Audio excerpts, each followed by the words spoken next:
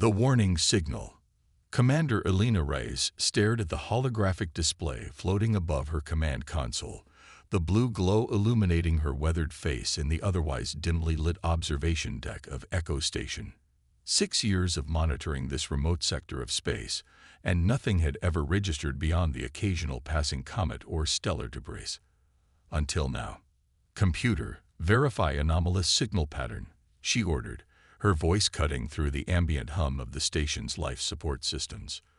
"Verification complete," responded the station's AI in its characteristically flat tone. "Signal origin, Quadrant 7 Zeta. Classification, unknown. Pattern suggests artificial origin, with 98.7% probability." Elena frowned. Quadrant 7 Zeta was empty space, officially uninhabited and unclaimed by any known species in the Galactic Charter. Echo Station itself was humanity's most distant outpost, positioned at the very edge of charted space, serving as an early warning system and research facility. It wasn't meant to make first contact with whatever this was. "Display signal characteristics," she commanded, pulling her dark hair back into a tight ponytail, a habit when she needed to focus. The hologram shifted, revealing waveform patterns that pulsed with an unsettling regularity. Elena had spent her career studying xenocommunications, but this sequence defied conventional analysis parameters. It wasn't random noise, but neither did it match any known communication protocols. "Lieutenant Park," she called, activating the comm system. "Meet me in the command center." 10 minutes later, Echo Station's 6-person crew gathered around the central display. Lieutenant Park, the station's technical specialist, manipulated the holographic controls with practiced precision. "It first appeared 18 hours ago," Elena explained, pointing to the timeline. "Initially too faint to trigger our automated alerts, but the signal strength has been increasing steadily since then." "Could be a probe," suggested Security Officer Trent, his arms crossed over his broad chest. "Or a lost ship's distress beacon." "Or a trap," countered Science Officer Wei, pushing her glasses up her nose. "The timing is concerning.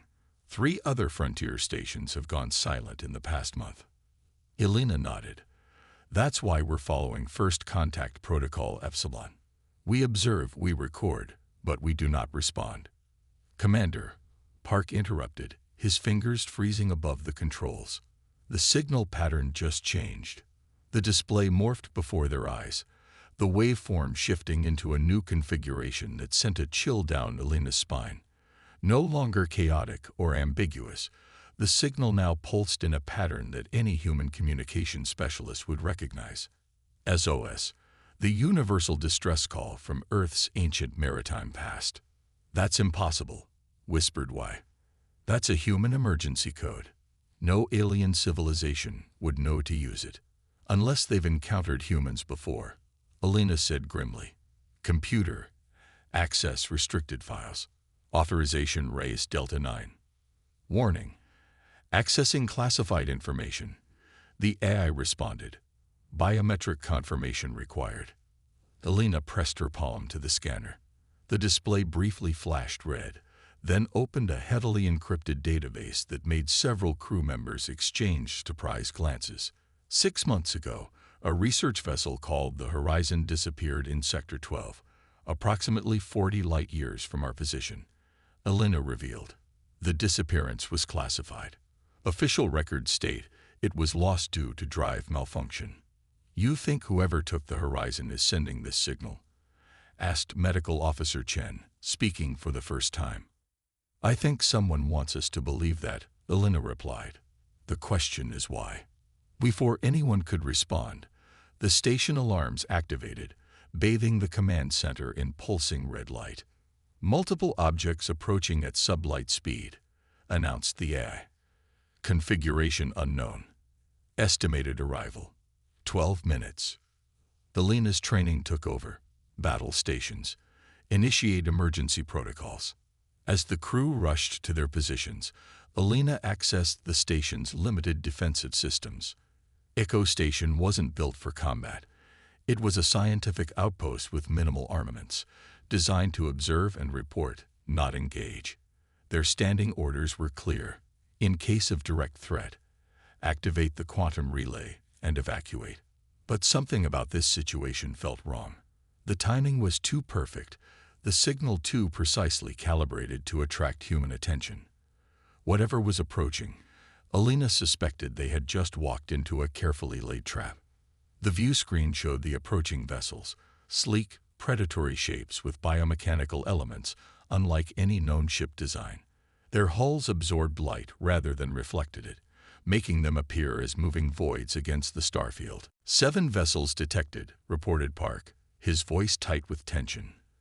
Unknown configuration. No match in our database. They're jamming our communications, Wei added. The quantum relay isn't responding. Alina's mind raced. The quantum relay was humanity's most sophisticated communication technology, theoretically impossible to block.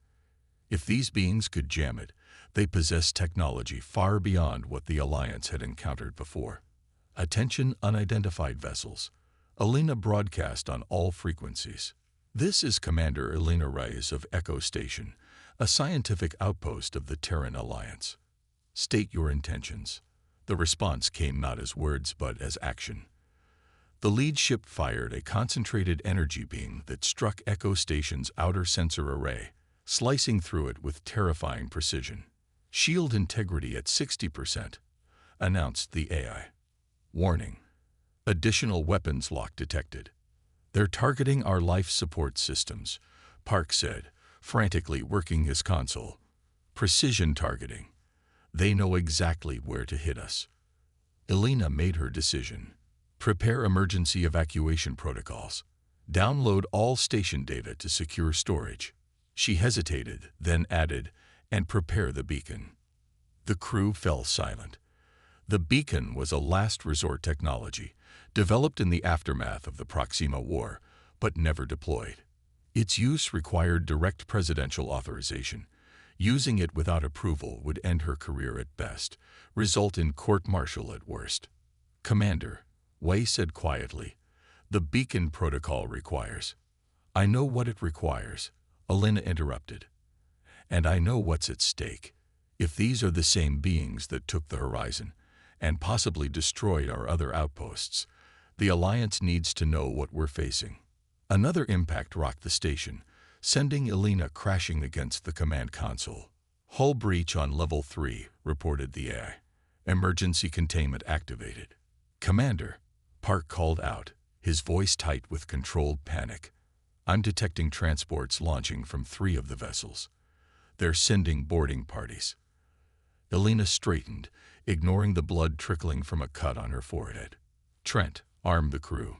Wei, complete the data transfer. Chen, prepare emergency medical protocols. She turned to Park. And you're with me. They raced through the station's corridors toward the secure communications hub buried deep in Echo Station's core. 2 more impacts shook the structure as they ran, the lights flickering ominously. They're hurting us, Alina realized aloud, blocking escape routes, driving us toward the central hub. Why not just destroy the station? Park asked, breathless from running. Because they want something we have, she replied grimly. Or they want us. They reached the communications hub and sealed the reinforced door behind them.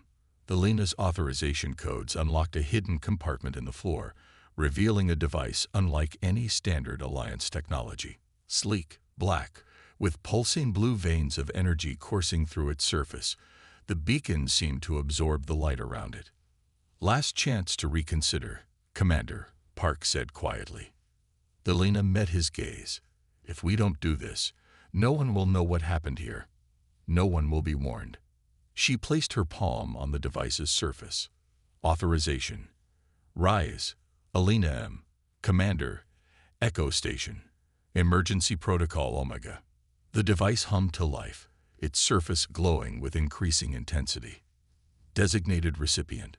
Prompted the device in a voice that sounded nothing like the station's AI. Deeper, older somehow. Alina took a deep breath and spoke the words that would either save them or condemn her. Activate the silent sentinels. Park looked at her in shock. Commander, The silent sentinels are a myth, a story told to cadets. Every myth has a foundation in truth, Lieutenant, Elena replied, watching as the beacon's glow intensified. And humanity has always prepared for the worst. The beacon pulsed once, then projected a holographic display containing a single message. Signal transmitted. Authentication verified. Response incoming. Outside the communications hub, they heard the sound of cutting tools working on the sealed door. "They're coming through," Park warned. Elena drew her sidearm. "Then we hold this position as long as possible." The door began to glow red where the cutting tools met metal. Through the growing gap, Elena caught her first glimpse of their attackers. Tall, insectoid forms with multiple limbs and exoskeletons that seemed to shift colors in the emergency lighting. "The Vracs," she whispered, recognizing the species from classified briefings. "It can't be." The Vracs were supposed to be a legend, a bogeyman story from the early days of human expansion. A predatory species that consumed other civilizations, absorbing their technology and moving on. There had been rumors, unconfirmed reports from the farthest reaches of space, but never direct contact. Until now. The door gave way with a screech of protesting metal. Elena and Park took position behind equipment consoles, weapons ready. "Whatever happens next," Elena said, her voice steady despite the fear coursing through her. "The message is sent. That's what matters." The first Vrax warrior stepped through the opening, chitinous armor gleaming, compound eyes scanning the room with alien calculation. It raised a weapon unlike anything Elena had seen before, living metal that seemed to pulse with its wielder's intentions. Elena fired first, her laser pistol striking the creature's armor and leaving barely a scorch mark. The Vrax tilted its insectoid head, mandibles clicking in what might have been amusement. More warriors poured through the breach. Park fell almost immediately, a bioenergy pulse catching him in the chest. Elena continued firing, knowing it was futile but determined to go down fighting. Then, just as the lead Vrax warrior closed in on her position, every display in the communications hub lit up simultaneously. A single message appeared, text only, in ancient military formatting that hadn't been used in official channels for decades. "Commander Reguies, hold position. The silent CNTINELs or Eastbound, Eastivimate arrival. 17 minutes." The Vrax paused, insectoid heads turning toward the displays in apparent confusion. Elena felt a surge of hope mixed with disbelief. The silent sentinels were real, and they were coming. The lead Vrax turned back to her, mandibles clicking rapidly in what she assumed was communication with its companions. Then, with startling speed, it moved toward her, weapon raised. Elena braced herself for the end, but determined that the sentinels would find at least one human still fighting when they arrived. The retribution. The Vrax warrior loomed over Elena, its chitinous exoskeleton catching the emergency lights as its weapon hummed with deadly energy. Elena's pistol clicked empty, her last charge depleted. She refused to close her eyes, determined to face death with the same resolve that had earned her command of humanity's most remote outpost. Then space itself seemed to tear open.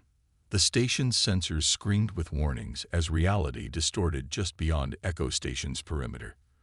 Where there had been empty void seconds before, massive shadows now hung against the backdrop of stars, warships materializing without the telltale energy signatures of conventional jump technology. The Vrax froze, compound eyes fixed on the nearest display showing the tactical situation outside. Even through their alien physiology, Elena could recognize their reaction. Surprise, perhaps even fear. 7 ships had appeared. No, 12. No, the sensors couldn't seem to agree on their exact number, as if the vessels themselves existed partially out of phase with normal space. Their hulls absorbed sensor scans rather than returning them, appearing as negative spaces against the cosmos. The station's communication systems activated without input, a voice filling every speaker throughout Echo Station. "Attention Vrax vessels. This is Admiral Vega of the Terran Silent Sentinels. You have committed acts of aggression against a human installation. You have 15 seconds to power down weapons and prepare for boarding. Non-compliance will result in your immediate destruction. The voice was female, cold and precise, carrying absolute authority. The lead Vrax chittered something that Alina's translator couldn't decipher, then rapidly backed away, joining its companions in what appeared to be urgent consultation. The station shook again, but this time not from weapons fire. Through the viewport, Alina witnessed one of the Vrax ships simply disappear, replaced by an expanding field of debris. It hadn't exploded so much as been systematically disassembled at a molecular level. Your 15 seconds have expired, Admiral Vega's voice announced. We are now implementing containment protocols. The remaining Vrax in the communications hub scattered, abandoning their attack on Alina and rushing back through the breached door. The tactical display showed their boarding craft desperately attempting to return to their motherships, only to be picked off with surgical precision by weapons that left no energy signature, no radiation, only results. Alina pulled herself up, wincing at the pain from multiple injuries. The beacon device on the floor still pulsed softly, its blue veins of energy dimmer now that its message had been received and answered. Medical team to communications hub, came a new voice over the station's comm system. Prepare to receive Alliance personnel. Less than 2 minutes later, the doorway filled with armored figures, human, but wearing combat suits unlike any Alliance military design Alina had seen. Sleek, adaptive material that seemed to shift with the lighting, making their exact outlines difficult to track. Their helmets revealed no faces, only reflective visors that analyze her with embedded scanning technology. The lead figure removed their helmet, revealing a woman perhaps in her 50s, with close-cropped silver hair and eyes that held the hardness of someone who had made impossible decisions and lived with the consequences. Commander Reyes, she said, not a question but a confirmation. I'm Admiral Catalina Vega. The beacon you activated is reserved for extinction-level threats to humanity. I hope you had good reason to use it. Alina straightened despite her injuries. The Vrax are real, Admiral. They've been systematically eliminating our frontier outposts. 3 stations gone silent before us, and they knew our systems, our protocols, targeted our vulnerabilities with precision. Vega nodded once, sharp and decisive. We're aware. We've been tracking their movements for longer than you might believe. She gestured, and one of her soldiers moved to help Alina. Your crew. 5 others, Alina replied, accepting the support, scattered throughout the station when the attack began. We'll find them, Vega assured her. My people are securing Echo Station now. The Vrax vessels are contained. Contained? Alina questioned. Not destroyed. A thin smile crossed Vega's face. We need information, Commander. The Vrax don't normally attack so boldly. They prefer to remain myths, legends, striking from the shadows and disappearing before their victims understand what happened. Then why change tactics now? Alina asked as they moved through the station's corridors. The signs of battle were everywhere. Scorch marks from energy weapons, broken equipment, but surprisingly little structural damage. The Vrax had been careful to preserve the station itself. That, said Vega, is what we intend to find out. 6 hours later, Echo Station's command center had been transformed into an operational headquarters for the Silent Sentinels. Alina, her injuries treated by medical technology decades beyond anything she'd seen before, stood beside Admiral Vega as they faced a holographic projection of the captured Vrax commander. The insectoid being remained defiantly silent, mandibles clicking occasionally, in what Alina had learned was a gesture of contempt. He understands us perfectly, Vega explained. The Vrax are consummate infiltrators. They study their prey extensively before attacking. Why Echo Station? Alina asked the question that had been bothering her since the attack began. We're a scientific outpost, minimal strategic value. That's what we need to determine, Vega replied. She addressed the Vrax directly. Your attack was precisely targeted. You knew exactly where to strike, which systems to disable first. This information could only come from detailed intelligence. The Vrax's compound eyes shifted, focusing on Alina rather than the Admiral. When it spoke, the translator rendered its clicking speech into flat, emotionless standard. The Beacon Keeper, you should not exist. Alina frowned. Beacon Keeper, I don't understand. The creature's mandibles vibrated. The warning system. The Watchers. You were not supposed to have such technology yet. Understanding dawned on Vega's face. Echo Station's long-range sensors, she said. They detected something, didn't they? Something you didn't want us to see. The Vrax remained silent, but its posture shifted subtly. Confirmation enough for Vega, who nodded to one of her officers. The hologram disappeared. Commander Reyes, Vega said, turning to face her. Your station has been monitoring Quadrant 7 Zeta for anomalous signals. Show me everything you've recorded in the past month. Elena accessed her command codes, bringing up the complete sensor logs. Most showed nothing unusual, until 18 hours before the attack. This signal, Elena explained, highlighting the waveform pattern.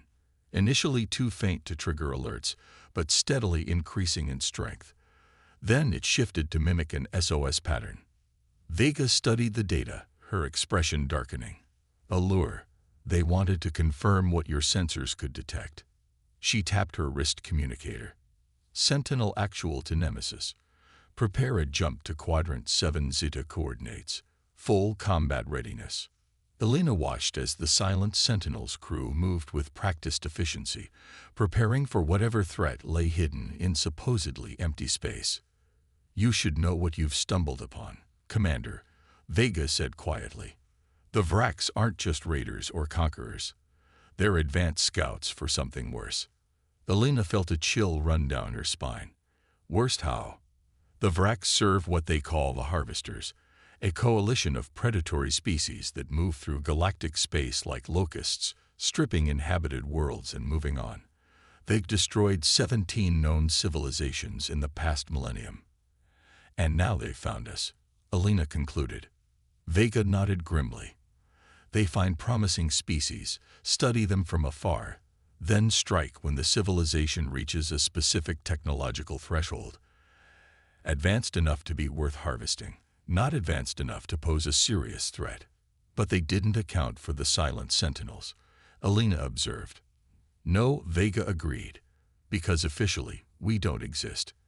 After the Proxima War, Earth's governments realized humanity needed a final line of defense, a force operating completely outside official channels, with technology developed in absolute secrecy. One of Vega's officers approached. Admiral, we've completed analysis of the Vrax ship's navigational data. We've confirmed the location of their staging area in Quadrant 7 Zeta. Vega turned to Elena. Commander, your station discovered their forward operating base. They attacked you to prevent that information from reaching Earth. Now we have a chance to strike before their main fleet arrives. You want me to return to Earth and report this? Elena guessed. Vega shook her head. No. I want you to come with us. Elena blinked in surprise. Admiral, you activated the beacon. That makes you one of us now, Vega explained. More importantly, your expertise in xenocommunications could prove valuable. The choice is yours, but know that if you come, there's no going back to your old life. The silent sentinels don't officially exist, and neither would you. Elena looked around at her damaged station, thought of her years monitoring the void for signs of threat or contact. She'd joined the Alliance Exploration Division to make a difference, to be at the frontier of humanity's journey among the stars. This was where that journey had led her. When do we leave? She asked. Vega smiled, the first genuine smile Elena had seen from the Admiral. Now. Quadrant 7 Zeta revealed its secrets under the advanced sensors of the Sentinel fleet. What had appeared to be empty space was actually a massive cloaking field hiding a Vrax staging area. 12 warships and a space station constructed from what looked like fused asteroids. No wonder our long-range sensors were just starting to detect anomalies, Elena said, studying the tactical display aboard the Nemesis, Vega's flagship. Their cloaking technology is incredible. And now, they know we can see through it, Vega replied, which changes everything. The silent sentinels had positioned their ships in an attack formation that Elena didn't recognize from any Alliance tactical manual. The vessels moved with uncanny coordination, as if guided by a single mind rather than individual captains. They've detected us, reported the tactical officer. Vrax vessels moving to intercept. Hold position, Vega ordered calmly. Let them come to us. On the view screen, the Vrax warships arrayed themselves in what Elena recognized as a standard pincer formation, effective against conventional opponents, but potentially suicidal against the unconventional capabilities of the Sentinels. Open communication channel, Vega said. Let's see if they're willing to be reasonable. The view screen shifted to show a Vrax commander, larger and more ornately armored than the one they'd captured at Echo Station.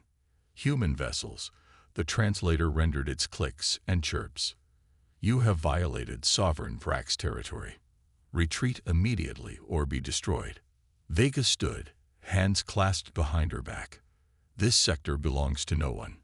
Your presence here is an act of aggression against the Terran Alliance. We know what you are and whom you serve. The Harvesters will not find humanity easy prey. The Vrax commander's compound eyes widened slightly, surprised that humans knew of the Harvesters. You know nothing, it replied. The great consumption approaches. Your worlds will nourish the next cycle. It is inevitable. Nothing is inevitable, Vega countered. We offer you one chance to leave Alliance space permanently. Refuse, and we will demonstrate why humanity is not to be underestimated. The Vrax commander made a gesture that the translator didn't capture, but its meaning was clear enough when the communication cut off abruptly. They're powering weapons, the tactical officer announced. Vega nodded once. Initiate phase shift protocols. Target their propulsion and communication systems first. We want prisoners and intelligence, not martyrs. What followed was unlike any battle Elena had ever witnessed or studied. The Sentinel ships seemed to flicker in and out of normal space, appearing where the Vrax least expected, striking with weapons that left no energy signature but cut through advanced shielding as if it weren't there. 3 Vrax ships were disabled in the opening salvo, their engines reduced to molecular dust. Another attempted to flee, only to find a Sentinel vessel somehow already in its path, as if it had anticipated the escape route before the Vrax captain had chosen it. They're attempting to send a subspace transmission, Elena reported, monitoring the communication channels. Jam it, Vega ordered. They cannot alert the Harvester fleet. Elena worked the unfamiliar controls, applying her knowledge of communications to isolate and block the Vrax transmission frequencies. Signal contained, she confirmed moments later. The battle, if it could be called that, lasted less than 20 minutes. When it ended, all 12 Vrax vessels had been neutralized, not destroyed, but rendered incapable of either fighting or fleeing. Their asteroid base remained intact, now surrounded by Sentinel ships. Commence boarding operations, Vega commanded. I want every piece of intelligence they have about Harvester movements and capabilities. She turned to Elena. You've performed admirably, Commander. Your quick action in activating the beacon may have given humanity the warning we needed. What happens now? Elena asked, looking at the disabled Vrax fleet. Now, Vega said with grim satisfaction, we prepare. The Harvesters will come looking when their advance force doesn't report back. When they do, they'll find not easy prey, but a predator they never accounted for. She placed a hand on Elena's shoulder. The battle for Echo Station was just the beginning. The real war is coming. And thanks to you, we'll be ready. Elena looked out at the stars, thinking of Earth and all the human colonies scattered across known space, billions of lives unaware of how close they had come to facing an ancient, implacable enemy, unaware of the silent guardians who stood watch in the darkness between stars. I spent my career listening to the void, she said quietly, waiting for a sign that we're not alone. I never imagined my answer would come like this. Few ever do, Vega replied. That's why we exist, to face the unimaginable so others don't have to. She gestured toward the tactical display, where Sentinel teams were already extracting data from the Vrax command center. Welcome to the Silent Sentinels, Commander Reyes. The real work begins now. As the Nemesis moved into position above the captured Vrax base, Alina felt something she hadn't experienced since the attack began. Hope. Humanity had created guardians it didn't know it needed, prepared for threats it couldn't imagine. Whatever came next, whatever the harvesters might bring, they would not find Earth defenseless. The Silent Sentinels would be waiting. And now, so would she.